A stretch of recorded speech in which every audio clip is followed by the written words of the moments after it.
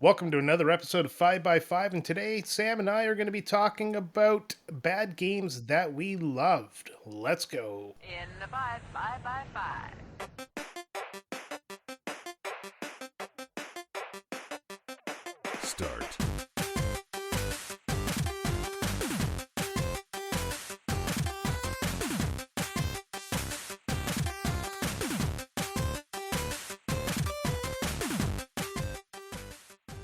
So welcome to the show, and before I let Sam have a word in, I'm going to simply state In that the five by why five. did it start again? Because it slaps, that's why. I'm leaving that in. Screw it. Screw it. Every mistake is just a happy little accident. Anyways, welcome to 5 by 5 where Sam and I count down our top fives of any subject. And this week we went to the Patreon and we asked them to give us suggestions for this 5 by 5. Then we threw a poll out there and they chose top five bad games that we love.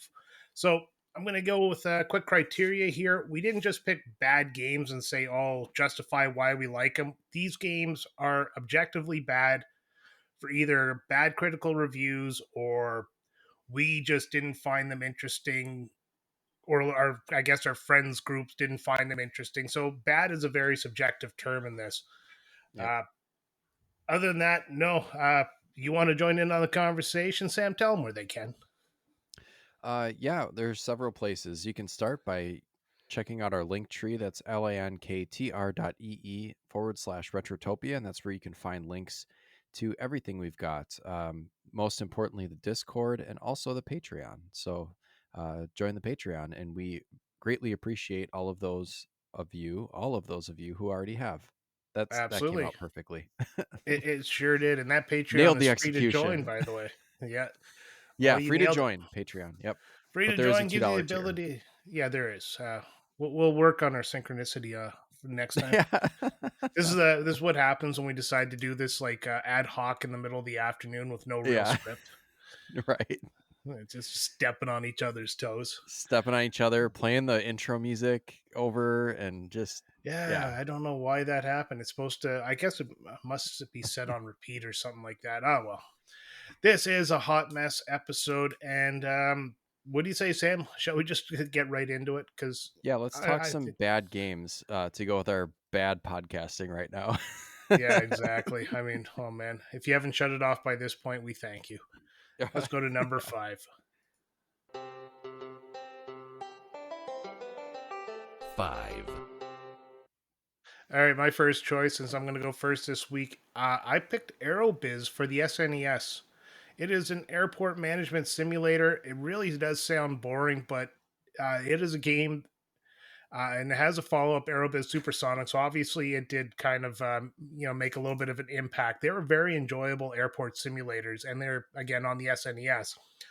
Wasn't really a critical flop, but anybody I ever exposed this game to told me I was a moron for liking it. I'm a moron for a lot of reasons, but not liking this game because it is really it is fun. It's just very charming, and it's not overly complicated. You just basically you have an airport, you run airlines, like airliners out of it. You upgrade your airplanes, you upgrade your airport, and yeah, fantastic little game. Oh, what? Oh, sorry, I took a nap. That sounded really. Yeah. I like how when you're describing it, you're like, well, it's a game. It pretty much is. Like, it's not really a lot to write home about. What can you say? It's basically sim airport. That's the best way to Yeah, describe it. You kind of know? like one of those games that like, uh, I would imagine, not necessarily game developers, but like maybe certain companies be like, what we should do is we should do the angle where it's preparing you for a career. So let's make an airport simulator so you can be an airport administrator. Like, oh, Yeah, no it pretty thanks. much. It's actually. Yes. Hold on a second. All right. Arrow.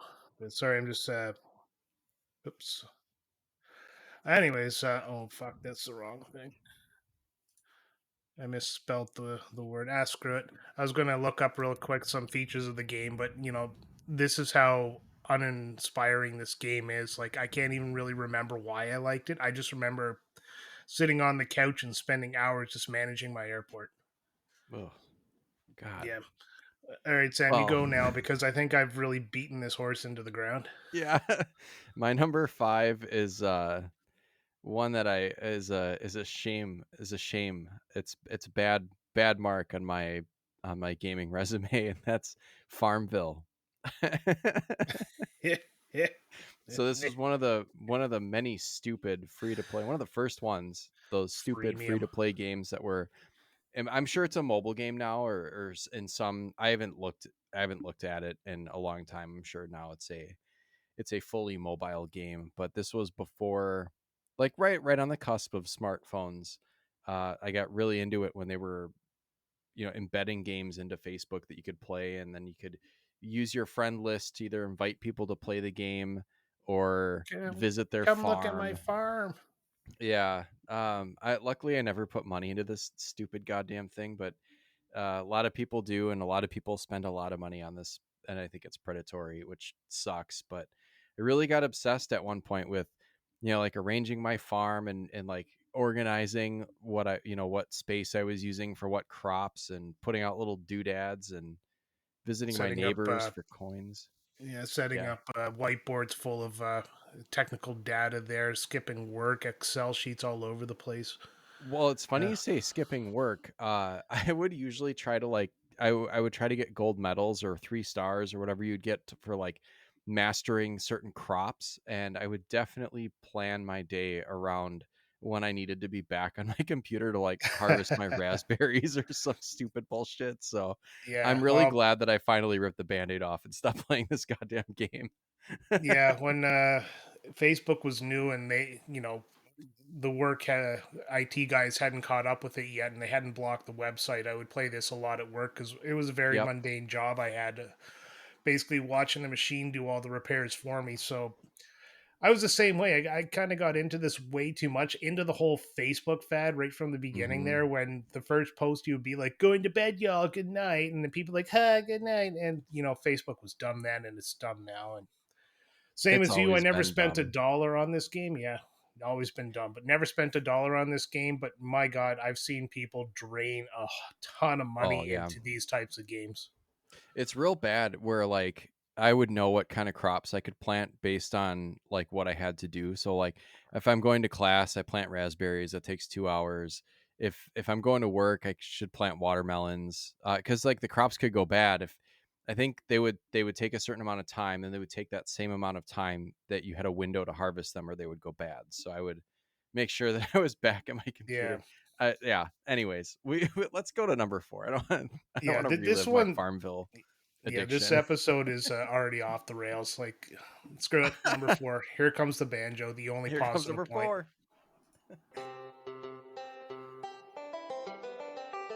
4, Okay, this one's legitimately a bad game for me. It was released on the Xbox 360 during the height of these Elder Scrolls Oblivion craze, and it's Two Worlds. Hmm. Um, it's basically a clone of what somebody thought Elder Scrolls would be if it wasn't fun. It is a very laggy, slow paced. Characters are boring. The story is basically non-existent. Um, Everything you can think of that was wrong with this game was in the game. But I did have a friend who did enjoy it, so I ended up pushing through all of that. And honestly, in the end, after they kind of patched up, because this was the beginning of where they would actually send updates to fix problems in the game. So once the graphical glitches and the lagginess was patched, it actually turned into an enjoyable game. Would I play it again? But I played it once, and by the end, I did not hate it. That's all I'm going to say about this game. Have you ever played it? I've never played it, but it Yeah. just the way you described it made me think of like when you go to a red box and there's like the knockoff versions of popular current Disney, like the Oh yeah. yeah, just Like like oh, I remember walking into a rental store just after Transformers came out, and there was a movie yes. called Transmorphers. Oh yeah, that kind of stuff. Yeah, Yeah. there's like a really good like Pacific Rim knockoff called Atlantic Rim. Apparently, that's a huge industry in Hollywood is the knockoff market. Yeah, it's just I don't know how they get away with it, but they Oh, do, and those movies are terrible. And I'm sure this yeah, game was terrible too. probably on a budget of like $15. As long as they make enough for a Big Mac, they're good to go. Right. All right, you want my number 4? Let's do your number four because I got nothing else to say about Two Worlds. Yeah, my number 4 is Gex Enter the Gecko for the Nintendo 64. Now, I know a lot of you are probably like, "What the hell? That's a great game." I agree. That's why it's on this list because I think it's a good game. And so do a lot of like I was looking up aggregate scores and I was like, "Was it really that bad?" Um yeah, because I remember it being in Game Informer at the time and like IGN and stuff or was it IGN? No, IGM. Uh yeah, user scores would say that this is a good game. Critical scores would say that this was a mediocre game at best. So I think it was just kind of that like run of the mill 3D collectathon platformer for the N64 and that kind of 99 era. And Yeah, I would get if I played it today, I would get a huge nostalgia blast from it. I liked the TV themes, like the movie themes, and like all of Gex's little like voice acted quips were pretty funny. So I think yeah. This it's a fine game. Yeah, this was the era when everybody was trying to make the next Mario or Mm-hmm. Sonic because everybody was like gunning for that mascot, and Yep. God, nothing stuck. And Yeah. the games were pretty bad too. Like definitely if you compare them to Mario or Sonic games, but I don't think I ever played Gex. I know of it, but I remember it being kind of shit on a lot. Yeah. I definitely rented it quite a few times. And if I were to see it at like like the retro shop or something and it was the right price, I might consider picking it up. And what's the name of that retro shop? Oh yeah, Game Together, MKE. We'll give them another shout out. I'll give them all the shout outs. That place is awesome. So yeah. If you're in the Wisconsin area or passing Yeah. through, Yeah. Or passing through. Come on down. All right. stay Let's at roll with number Sam's 3. place. He has an extra bedroom. Sure.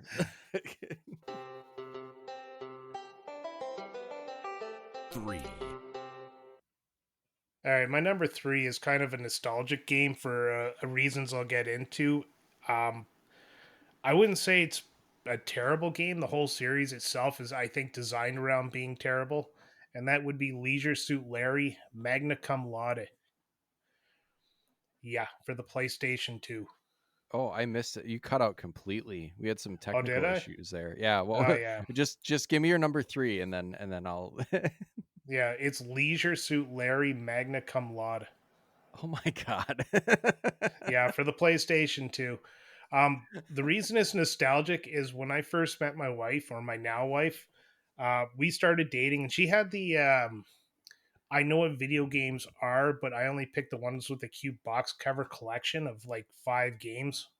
Mhm. And, I was a big collector at the time, so I've ruined her. Now she plays more video games than I do, but that's not the point of the story. So when we first started dating, everything was still in the honeymoon phase. We went out and we looked for a game we could play together, and she picked this one out. And this is a classic Leisure Suit Larry, where you're piloting a sperm ship through the fallopian tubes to try to hit the egg and all that kind of stuff. All the gross humor's in there.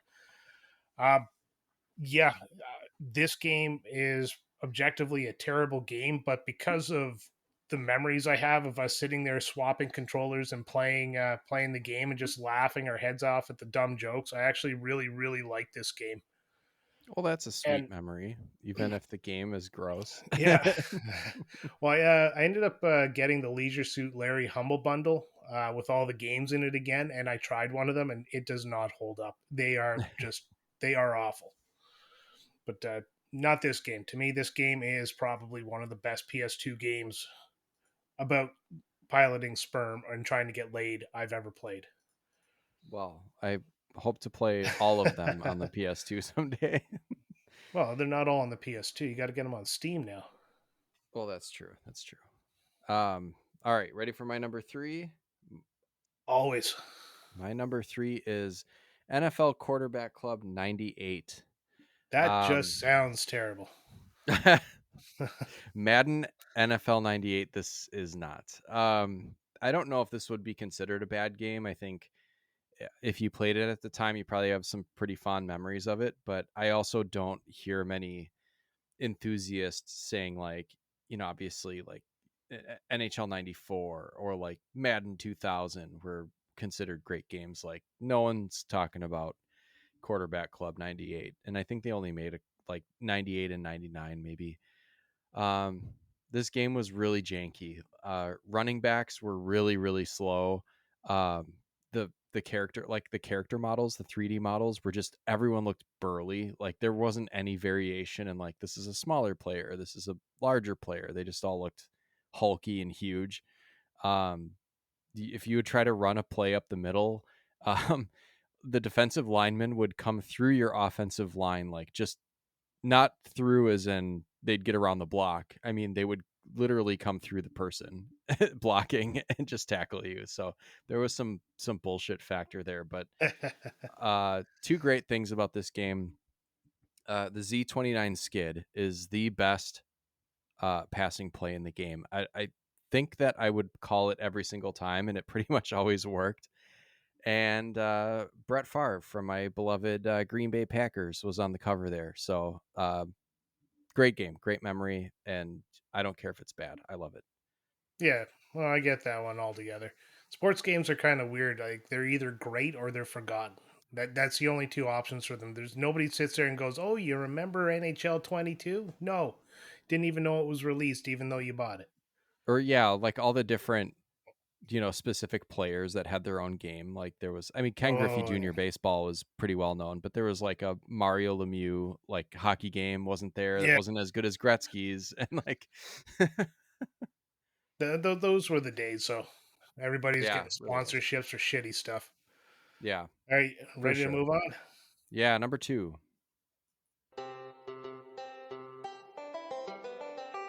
2, All right, my number two is Assassin's Creed Unity for the PS4. I'm counting. Well, I know we're supposed to kind of try to pick some retro games, but I'm counting this one because when it came out, it was a hot mess of glitches. It was panned by critics for its unfinished state. They called it comparatively to the other Assassin's Creed games, including Assassin's Creed 4, that had this massively open world, to be Mm. very small and compacted as a world and just not as fun as the other games. But I really enjoyed. I don't think I've not enjoyed an Assassin's Creed game that I've played, and that includes 3, which I think is the worst in the series because the main character was just so goddamn boring. But Mm. this game, it had an interesting story. It took place in France, and interesting fact is, in 2019, when the Notre Dame church burnt down, they actually contacted Ubisoft, who had taken such detailed scans of the church, they were able to use it to rebuild it. Oh shit, I didn't know that. That's pretty cool. Yeah, that's how intricate these games are. So as far as Assassin's Creed goes, there was nothing really special about this game. It was just the same fare over as it was the game before, except for, you know, again, very compacted locale, and a lot more dilly dallying between. I wouldn't call them dimensions, but because you're in a computer, but between computer dimensions. But yeah, Nice. some Yeah, of I've the never. glitches were just like the face would disappear and just have eyes and teeth floating. It was funny. Oh, gross. What the hell? Yeah. Oh, it was great. I've I've never played an Assassin's Creed. Like, You are missing out, except for I've got one. a One is very repetitive. I've got a long list of like major game franchises that I've never even like we were talking about Far Cry before. Never played a Far Cry. And Jesus. there's like 100 of them. There's So, six. Six and well, like three DLC. right. And then there's like, maybe those are the DLCs. I always see like random Far Cry games or like random Assassin's Creed games. I'm just like, where would I even start at this point? But Usually at one. well, All we'll see. Maybe right, someday. yeah, you do your number two because I'm feeling kind of sassy. All right, my number 2 is Wayne's World for the Game Boy. Oh, that one came out of left field. Yeah, this one definitely I think qualifies as one of those games that you just had. I just had this one, happened to have this one as a kid.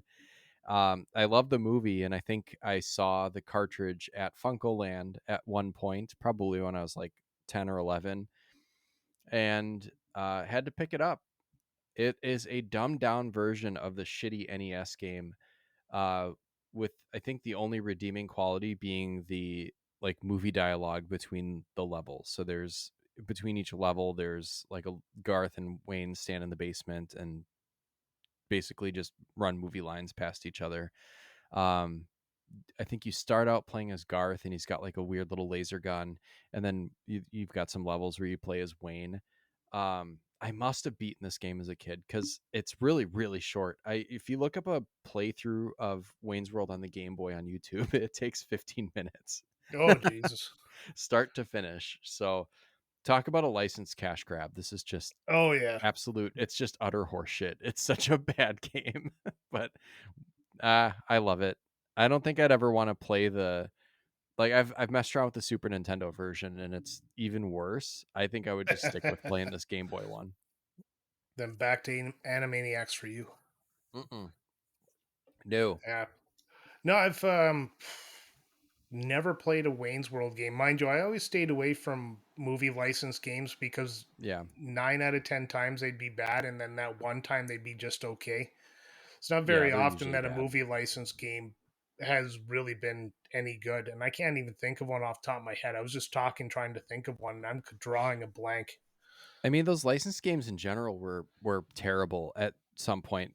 But like on the NES, there's a few where I think it's pretty, I don't know if it's kind of niche, but people allowed the Batman game on the NES or like the Turtles games in the NES are good. And I think Yeah, the but GI Joe, yeah, those are licensed franchises as opposed to movie specific yeah, just games. a Like I'm movie, talking games that right? are like Batman and Robin or Batman Forever. Yeah. Oh Uh, fuck.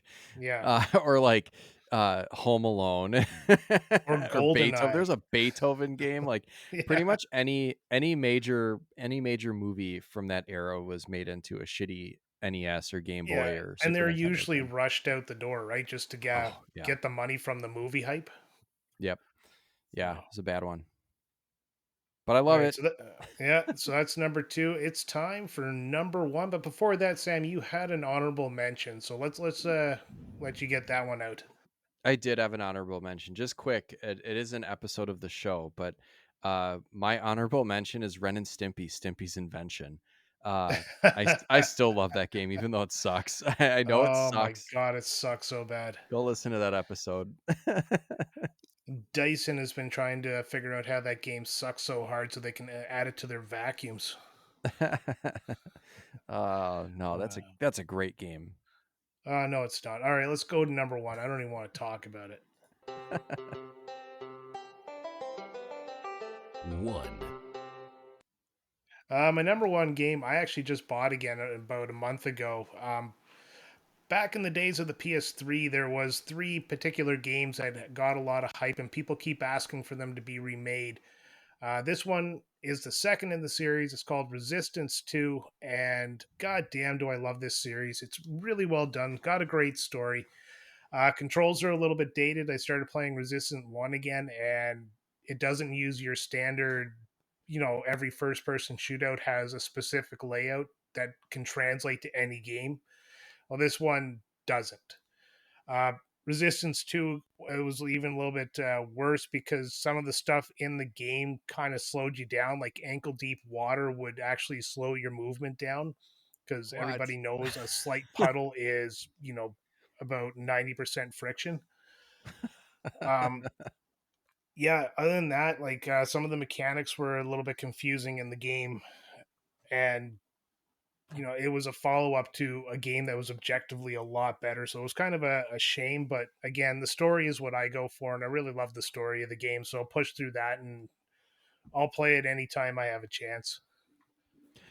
Resistance made a an appearance on another 5x5, didn't it? Wasn't didn't you mention it on the PS Plus one that we did? Yeah, yeah, because they had Resistance 3. Actually, that's what led me to go down to the used store we Nice. have just down the road and pick up the one and twos because we only have three on PlayStation Plus. Oh, okay. Yeah, that's the cover where it's got that like three eyeballed alien skull on it, right? Yeah, and Yeah. the aliens are actually soldiers that are transmuted or whatever. But I'm Ugh. not going to get into the story unless we do an episode. Well, maybe we can, Hint, but that's a good hint. one. Hint, hint. All right, All what's your right. number one? My my number one is Pokemon Go. Oh, Yeah. but I'm I counting wouldn't. this among the what? Go ahead. I was gonna say I wouldn't really count Pokemon Go as a bad game. I'll let you do your thing, then I'll get into why I think it shouldn't be counted as a bad game. So you go ahead. Oh, I would. I'm counting it amongst the ranks of bad games because it's really not my thing to play a lot of mobile games. But for some reason, this game just kind of clicks with me. I don't play it obsessively, but I still find myself opening it at least once or twice a day to catch something or grab a research or a Pokestop or do something on it. And I've been playing it since it started. So that's like almost 8 years or just about 8 years now. Uh, and I've This is your new always, Farmville. yeah, it is. It replaced Farmville for me. I've never put money into Pokemon Go. So that's a good thing, which I also know that there are a lot of people that do. Um, I didn't know you could. I uh, thought you couldn't. Yeah, you can. You can put money into it and buy like gift boxes or buy extra Pokeballs and stuff like that, which I guess could be helpful if you don't live near a Pokestop, but at that point, like if I lived in a small town that didn't have a Pokestop, I think I would probably just not play it anymore. So, uh yeah, it's Pokemon Go. Okay, Why well, don't you think Pokemon Go is bad? I think it's a terrible game. All I mean, well, all you it's do is just because of the like it's on your phone, so basically you're just taking it with you. If you're out and about and you decide to pull your phone out and go battle some Pokemon, I haven't heard of anybody walking into the middle of a street and getting hit by a car because there was a shiny Pokemon out there or anything. I have heard stories of people who essentially just sit in front of their computer and play games like WoW, picking this game up and beginning to walk and actually getting into good shape because of it. yeah, it's Um, true. yeah, there's a social aspect to the game, and I mean, objectively, the game is well received by the population. So otherwise, it wouldn't still be around. Well, thanks for poking holes in my bad game. But Hey, there's that's a why we said Chansey in my this house. is an objective list or I'm subjective gonna list. I'm gonna catch this Chansey right now. Are you? Oh Jesus! Yeah. Here we go. Run into your local church and catch a priestamon. Yo, ugh. No thanks. Oh my God! There's a Pokemon in the back room there. No, there isn't. No, there isn't. That's just a kid. None of that gay Pokemon stuff here. Gross. Yeah, All right. I'm well off track.